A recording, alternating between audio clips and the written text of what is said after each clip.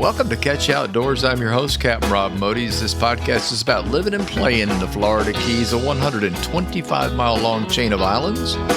I cover my favorite sport, fishing, but also all the many things to see and do down here in the Keys. Catch You Outdoors is hosted by Spotify, also brought to you by your favorite podcast network. So kick back and relax with me in the Keys. This week's episode of Catch You Outdoors is number 130. Hello all. Good morning, afternoon, evening, again, depending on when you're tuning into the podcast. And the day will be Tuesday or later. I'm recording this on Sunday, once again. It seems to be the quietest time around here Sunday morning, especially this weekend. Another week of summer-like weather until about the time you all be listening to this podcast. The cold front's on the way. Should pass through the Keys on Monday. Lows on Tuesday morning should be in the middle 60s. Not bad, but there'll be a north wind added to that, so about 15 with gusts to 20 or 25. Oh, lovely. So anyway, whatever. And tides will be good, so I'll just kind of briefly say that. I did not fish, but we'll get to that in just a minute. Weekend was nuts with all the St. Patty's Day celebrations, so I knew that it wasn't going to be fun on the water. Unless you're doing the sandbar. You know, if you're doing the sandbar thing, well then, yeah, it's fun. So I took the boat over to the Keys Boating Center here in Key Largo, and to go on and have the 100-hour done on the motor. Yeah, it's engine time. It's engine update time, so that's what I did. I can't believe I hit the 100 hour. You know, most people will tell you it'll take you a couple of years to hit 100 hours. I'm like, you don't know me, obviously. And down here in the Keys, I would suspect that many people hit the 100 hour in a year's time. I bought the boat I think it was late February, if I'm not mistaken. Might have been, yeah, I think it was. I know my first logbook trips are, I think March, when I really started writing stuff down. But anyway, I can keep track of it. There's these, nowadays, the new motors on boats, all this stuff, they've got apps for your phone where you can literally monitor the engine, which is really wonderful. It gives you all kinds of pertinent information that you need to know. And one of them happens to be hours. You used to have to put an hour meter on like they put on airplanes. It's a little clock that goes on the motor. When the motor's running, it runs. When the motor's off, it doesn't. It's a simple little device. And I had that on my guide boats so I could keep track because you're out there all the time. So 100 hours will sneak up on you in no time. And the recommended change of most motors, especially the greases, oils, lower unit oil, things like that, are 100 hours. Nowadays, actually, Mercury, the 115 I have on there does not recommend the water pump or spark plugs at 100, but I had it done anyway because I'm anal about that. You run boats long enough, you know what will break. And I'm like, no, the guy even asked me at the service center. His name is Victor, by the way. Victor is he's a nice dude. It was funny. He said, "Do you want?" I said, "Yeah, I do want to do that on my 100 hours." So anyway, that's where the boat is, and that's why there's no fishing. I plotted and planned this based on weather. I realized we had a holiday weekend coming up, so I'm not going to mess with that. I realized the front's coming on Monday/Tuesday, so that's early week. And he said it was going to take him the weekend into the first couple of days of the week to get what I wanted done. Not only am I doing the 100 hour, I'm going to add one of those portable ladders, a boarding ladder to the stern of the boat. Yeah, I'm old, man. If I fall overboard, I'm not strong enough anymore to pull myself back up onto the boat out of the water. I know better. Now, most of the time I'm in shallow, which means, you walk the boat over to some sand and you get back in the boat. Or the shore. Hopefully there's no crocodiles or alligators around. But anyway, I thought, I really should add this, especially fishing on the patch reefs. You can't put your feet on the bottom and boost yourself up on the patch reef. So I'm going to call it my safety thing. So I'm having that added. And he's going to check the trailer. This place also does trailer repair and service. So he'll check that while it's there. So it'll all be good. Anyway, I tried to make it perfect timing for this, and it looks like maybe I have. So I'll get back to fishing. I'm hoping things will settle down right after I get the boat back. So I might be able to get back on the water Wednesday, Thursday, Friday, somewhere in that time frame next week. I mentioned I'm recording this on Sunday. This is March 17th. Just as a reference point for listeners that might tune this in later or whatever. It's officially St. Patty's Day today. Man, it was nuts yesterday. I don't know how many people are celebrating today. I know the Lorelei's got a big gig down in Islamorada today. And this will be, by the time you hear this, this is too late, but I'm going to mention it anyway. It's a shindig. I know that Webb and Davidson will be playing down there. That's Billy Davidson, and actually Billy Davidson produces my music now, and Webb. Steve Webb, he does the mix down when it's over with. So the two of them are going to be playing, and there's going to be a big shindig, green beer and all that crap. So I might go down there. I don't know. Yesterday about wore me out. We went to Miami, and that was something else I knew was going to happen, so I don't need a boat. Went to Miami. Janelle's got about a zillion cousins in Miami, just like the Jimmy Buffett song. She really does. There are tons of cousins in Miami, and one of them, Roy, is having a birthday, and Roy's 80 years old. So the family decided to put on a big shindig for him at Mary's house, another cousin, Mary's house up in Kendall. And so we went up, and it was a blast. We really had a great time. They brought in all kinds of catered food, including my favorite, ribs. Oh my God, the ribs were wonderful. Barbecued chicken. We had homemade cake, ice cream, everything that you'd expect. Tons of kids running around, tons of young adults, older adults, and very old adults. It was quite a mix of people. I had a really great time.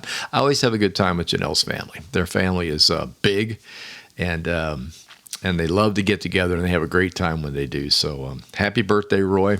You made it. 80, man. That's incredible. 80, yeah. I can only hope. I just hit 70, and I'm feeling my age.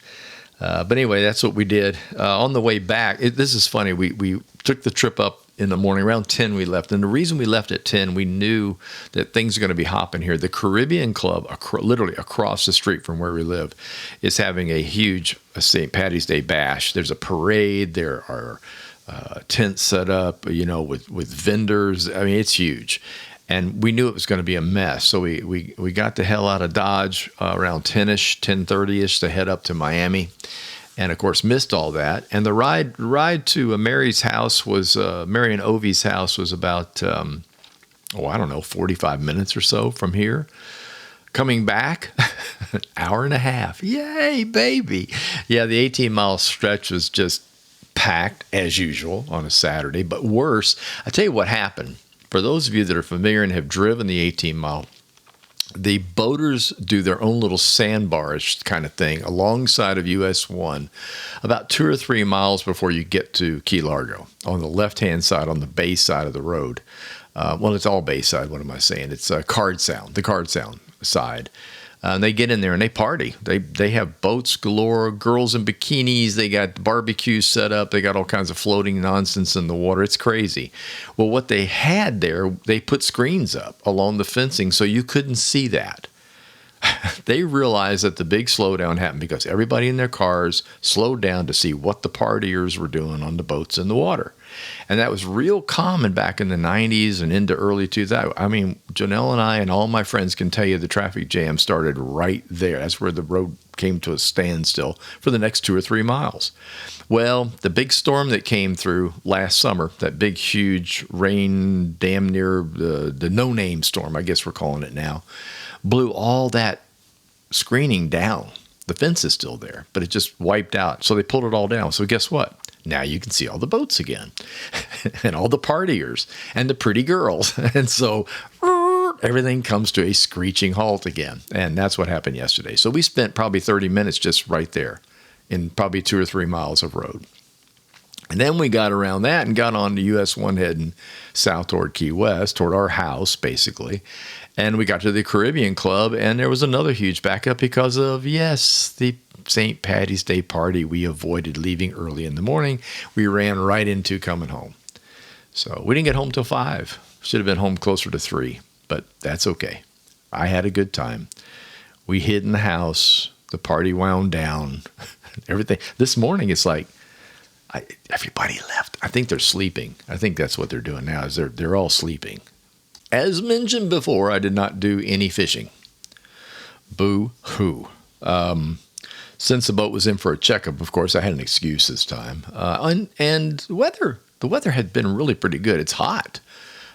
We had humidity, if you take the temp and add humidity, 89 to 90, lots of 85s to 88 degrees over the past week. It's been very, very warm. And what little breeze we've had has been off the Atlantic, which temperature now is 80 to 82. So you don't get much of a cool down from the water, but it's been beautiful. I mean, it really has. It's been sunny sky. If you are a spring breaker or a tourist in town the last week to 10 days, you are probably thrilled, and you have gone home looking like a cooked lobster. Yeah, probably. You're pink. You're very pink now. But I didn't do any fishing. But I have some tips down this way, and I have some fishing report stuff, so I'll run that by you. And at the end of the podcast, I'll give you some fishing tips that are also related to spring fishing down this way. But again, the water temperature is 80 to 82 degrees, depending on where you were. But the back bays might have been a little warmer than that because the water's shallower back there. The only thing I really heard in the reports universally that bait was hard to come by. Apparently, just getting pilchards has been a little difficult. They're not in the usual spot. And of course, it's kind of early for that. You know, see, it feels really warm right now. So people's brains go, I know I did when I was a guide. You just get locked in because of the temp, but you don't realize the days are still the same length, and the critters don't move about until the length of day gets to their liking. That they base it. Most critters out there, fish especially, our length of day is where they spawn and do stuff. It's not necessarily the temperature of the water, for example, and that's what happens with bait. So very little bait around, and if you can find it, good, and if not, don't worry about it. The mahi bite is on. I got that from several people. Look for grass lines, weed lines, if you will, out about 100 to 500 feet of water. Size hasn't been all that great in the mahi, but there's plenty of them, and they're legal. But there's not the great big bull cow type stuff, apparently, at least not up this way. I didn't check a whole lot about Marathon's pretty noted for that, but I didn't hear much of a report out of there either. So let's see. But most of the reports were around grass lines. So grass line and weed lines, that's where you kind of want to be, whether you're dropping baits near the bottom or fishing surface. Let's see. What else did I see?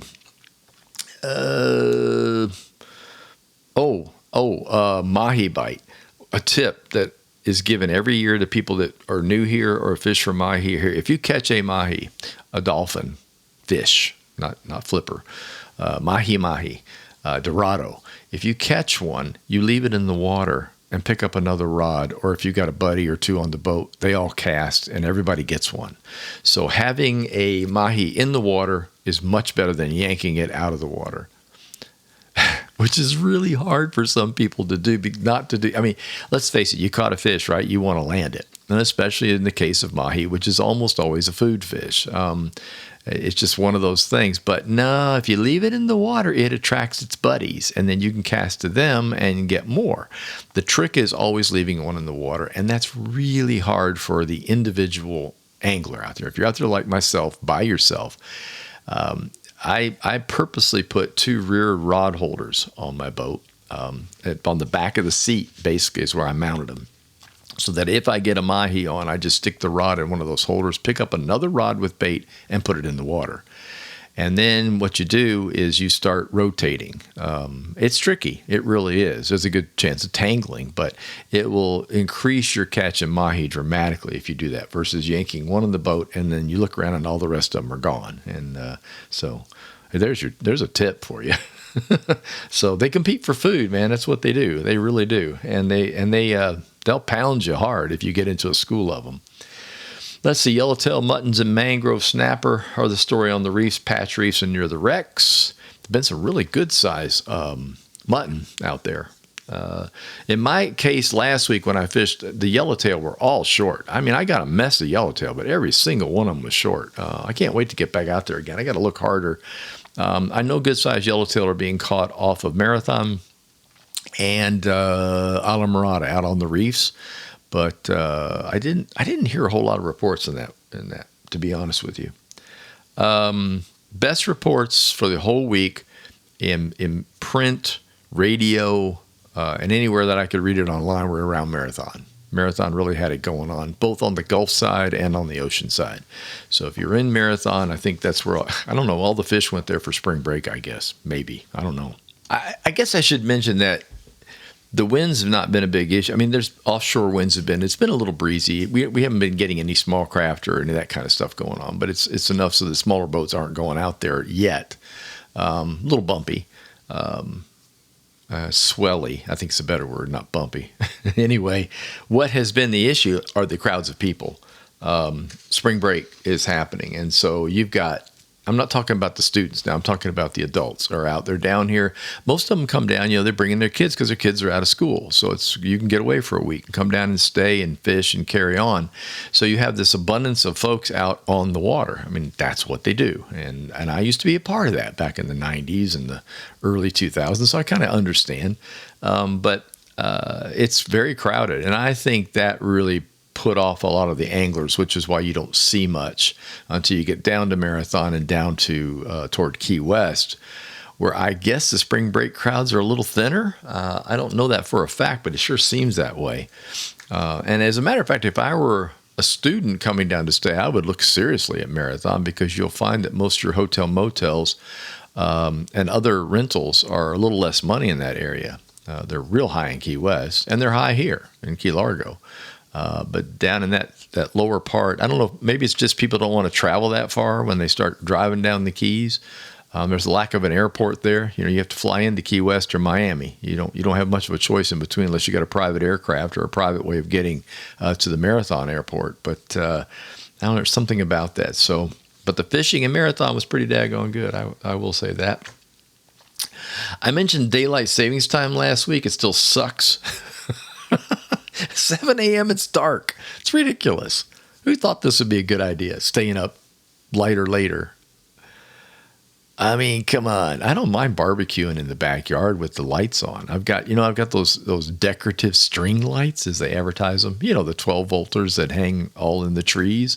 Yeah, it lights the place up nice in the evening. You can sit out back. You can have a beer. You can cook on the grill. I don't really see what the problem is with it being dark in the evening, darkish. I mean, that's just me.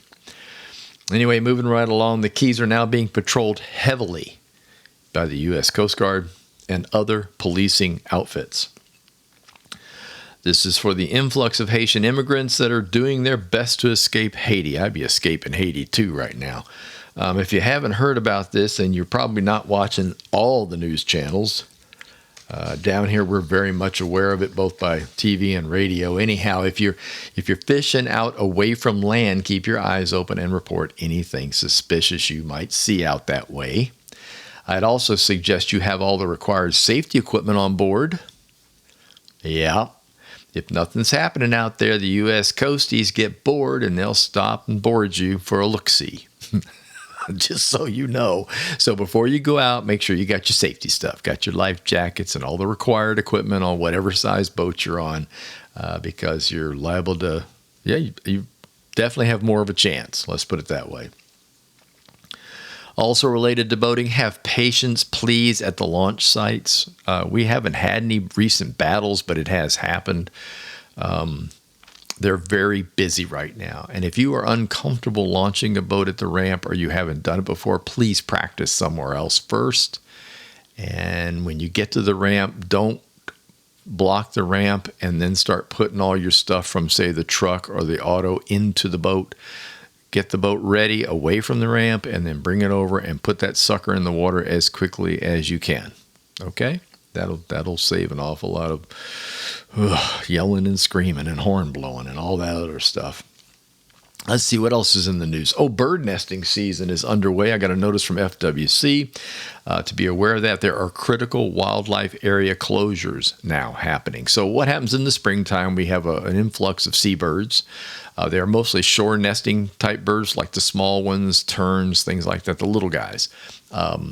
Sandpipers, as we like to call all 500 species of those.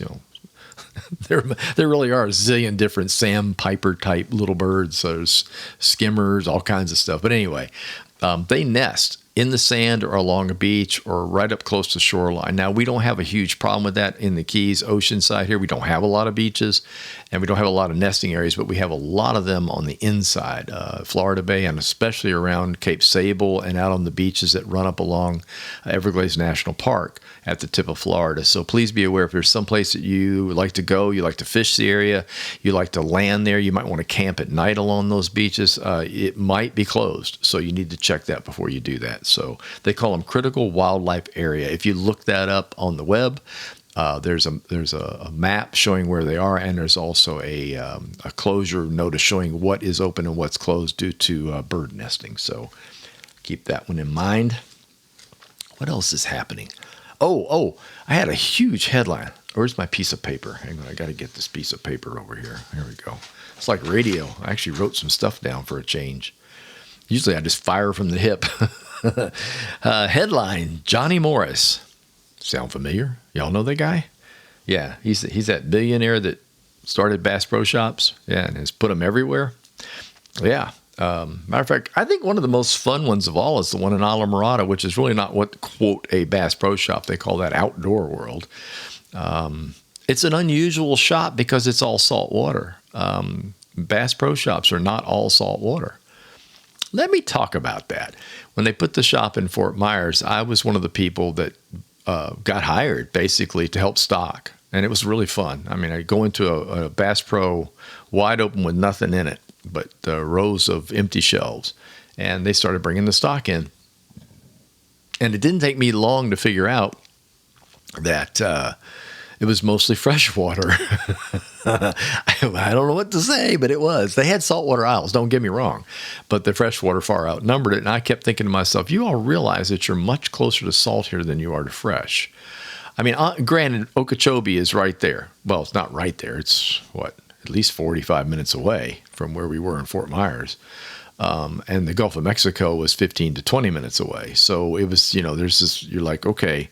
And over time, the first year, the management, the local management in Bass Pro Shops corrected the issue. I remember when we unloaded for the shelves, there was not a popping cork available. Now, for those of you, know my passion for a popping cork, but you also should understand almost every single Gulf Coast fisherman uses popping corks at some point or another, especially for sea trout. There wasn't one. You couldn't buy one. I thought, okay, you all obviously don't know this market.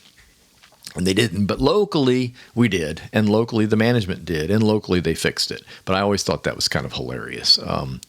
So back to Islamorada, that was unique in a way because that store came along, I believe it was late, it had to be the 90s because Jonelle and I were fishing when it opened down there, so it was in the 90s. And it was interesting to see a huge Bass Pro that was nothing but salt, and a lot of fly fishing in that shop, nowhere near as much as they had in their other stores across the U.S. and especially across Florida. So, but anyway, Johnny is busy building a resort. Well, he's trying to build a resort in the Florida Keys. And what he is envisioning is at the end of Banana Boulevard, look it up. I've been there. Thank you, Jonelle. Johnny Morris Signature Resort. They're attempting to build this on two islands. One's known as Valhalla Island and the other Valhalla, that's how you pronounce it, and Crawl Key. Oh, no, I'm sorry. Valhalla and Crawl Key are the same thing. They're just under two different names depending on who lives where. And the other neighboring Grassy Key. So what he's doing is he's building this resort. It's on the ocean side. It's on 175 acres. You heard that right. 175. It will be huge. It'll also fit in. That's the whole game plan here. He doesn't want some atrocious, monstrous thing, although it's going to be big. So Jonelle told me about this a year ago, and we were driving by, and she said, "There's Banana Boulevard. That's where Johnny Morris is going to put a big resort at the end of that." I said, "Really?" So on the way back from Key West, we drove in there and drove out to the end of the road. And there was a gate, but it was open. So we drove in and drove all around. There's work stuff out there. They've got, work trailers in place. And you can see where things are happening. But like anything else in the Keys, permitting is going to be an issue, I'm sure. And he's already run into that. He's doing the same thing north of Lake Okeechobee, and he's been working on that one for years, from what I understand. And he's still having trouble with permits and stuff to get all that done. But the idea of his resort is more of a woodsy, an outdoor resort. This is not. I mean, it's plush, it's nice, but the idea is a little different. It's for the sportsman. Let's put it that way. And we sportsmen, we can live pretty comfortably as long as the bed's comfortable and you have a little air conditioning when it's 95 degrees. So if that makes sense. Of course it does. So anyway, this signature resort is going to be really, really something. And driving around looking at where he wants to put it is pretty neat, because it's really away from everything. You'll blow right by Banana Boulevard without even knowing it's there. So it's not mixed in with all the big Alamorada Marathon and Key West and all that kind of stuff. So it'll be interesting to see if he manages to pull it off. Hopefully, I don't know. I doubt it's going to. I'll be dead before that thing gets built. I can almost guarantee you that. But if not, I'll visit and let you know all about it. If you want to know more, just look up. How would you do this? I would obviously do Johnny Morris Bass Pro Shops Signature Resort Florida Keys. That should get you there. Or you might even just search on Banana Boulevard and put Johnny Morris with that. It'll probably pop up. There's a big long story available recently in a magazine here. And Janelle gave me that to read, and that also had a lot of background stuff in it about what he's doing and why. So, but check it out. By the way, I've met him personally. He's a very nice dude. He is also environmentally oriented. He does understand the principles of preserving fishing and outdoor sports for the sportsman, and he supports an awful lot of things like that. And he's not public. So it's a private organization. Bass Pro is privately held, and so he doesn't really get involved with like shareholders and people saying you got to do this and you got to do that. So I have a lot of respect for the guy. And yes, I worked there, and yes, I was a Mako guide with Mako boats, so I can be a tiny bit biased. But my feelings about him and about the organization are pretty positive. They really are, especially when it comes to the outdoors and the environment. Moving right along. Let's see what time we got here. Oh, wow. I didn't think I'd get 30 minutes out of this, but obviously I will, because I like to talk. My newest song, Blue Rendezvous, it has been released. It's on Apple Music and iTunes, for sure. It's going to hit a whole lot of other services because they sent me a long list and a notice of who's going to get it. So if you haven't seen it on Spotify or any of the other type, it will be there shortly. But it's definitely out on Apple Music and iTunes because I went there and listened to it there. Again, a big thank you goes out to producer Billy Davidson for putting this thing together for me. His ability to take what I write and turn it into a really cool song is just absolutely, I don't know, I just love it. It also baffles me, and I find it amazing because I have production equipment at home. I have a little mini studio where I can work on stuff, especially the songs that I send to him for approval and or changes or whatever. And what they do in the studio is absolutely amazing. Lead vocals are sung by Natalie Davidson. That just happens to be Billy's daughter, and she has a beautiful voice. Guitars, Billy took care of that. Bass by Jake Capozzolo, drums and percussion, Robbie Spagnoletti, pedal steel by Dana Keller, and the final mix down was done by Steve Webb. Yes, that is Webb of Webb and Davidson. So very, very appreciative of that. I admire the mix down person. That's the person that, you put all this stuff together and you record it all and you get all the parts done and it's all there and it sounds pretty good to you. And what the guy on the mixing board does is he takes the sounds, all the different tracks that we've recorded. This one, I'm going to say this one probably had 19, 20 tracks, I think at least. And basically just gently plays with those things until they're all balanced. And so when you listen to the song, nothing is overly loud or overly soft. And there's a serious talent in getting that done. You have to have a really good ear. And thank you, Steve Webb, for being the guy that takes care of that for us. Next song is in the works. It's called Free Your Mind. No, it's not about drugs. Somebody asked me, why is it called? You'll find out. It's in the lyrics, okay? It's called Free Your Mind. It's about getting old. And it's recently written.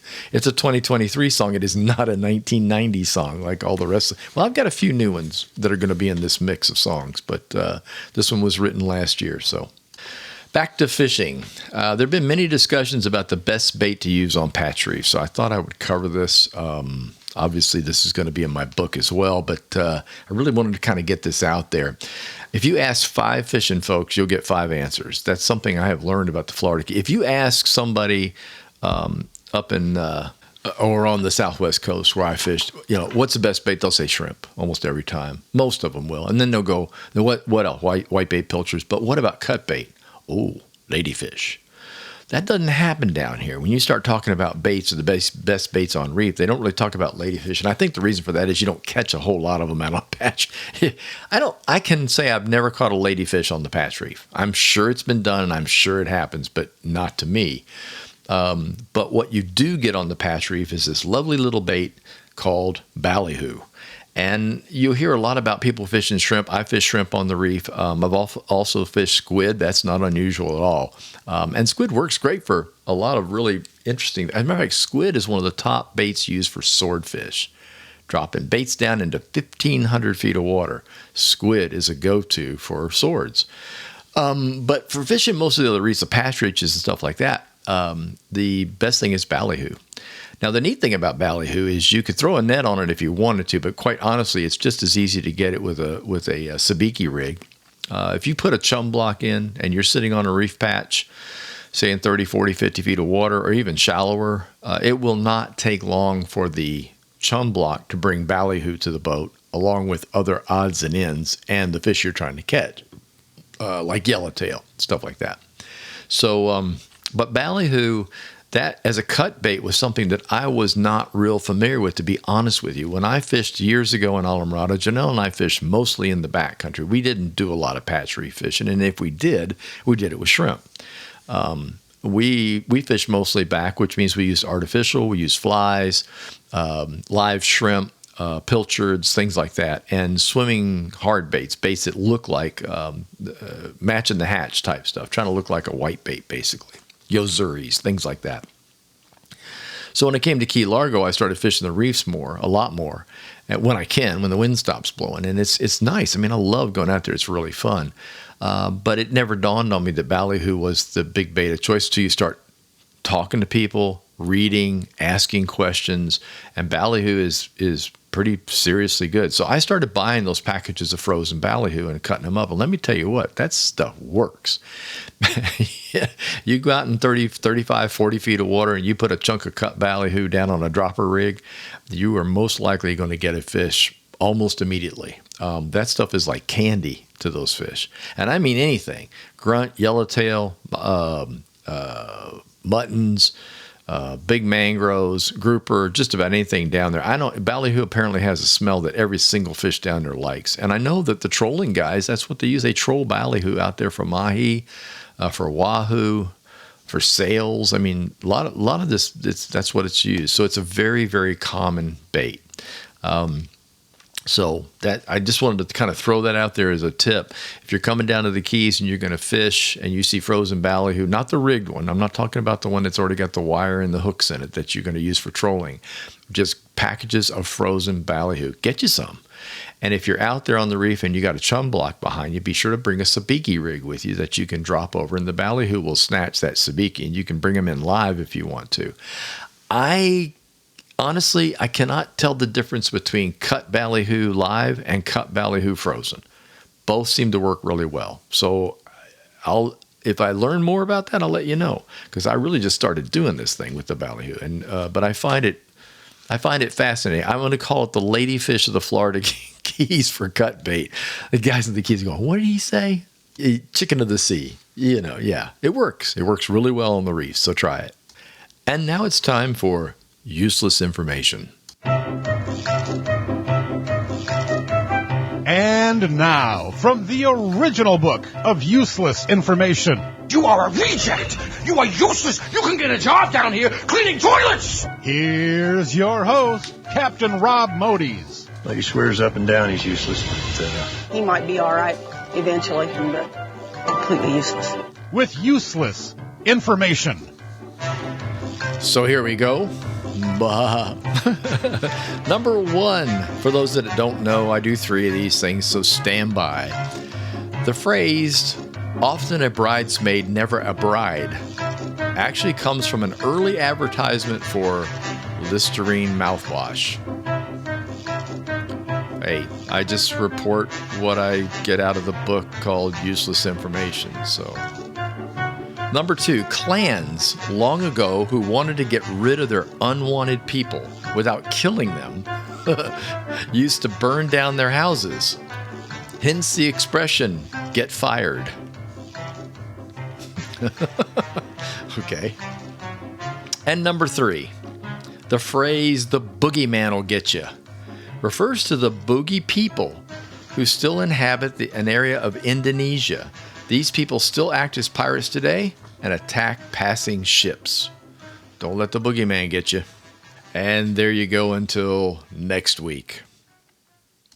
Before I go, I want to wish the best to my many friends and former fishing clients from the Midwest and West, both right now, who are having a hell of a time with severe storms, tornadoes, snow.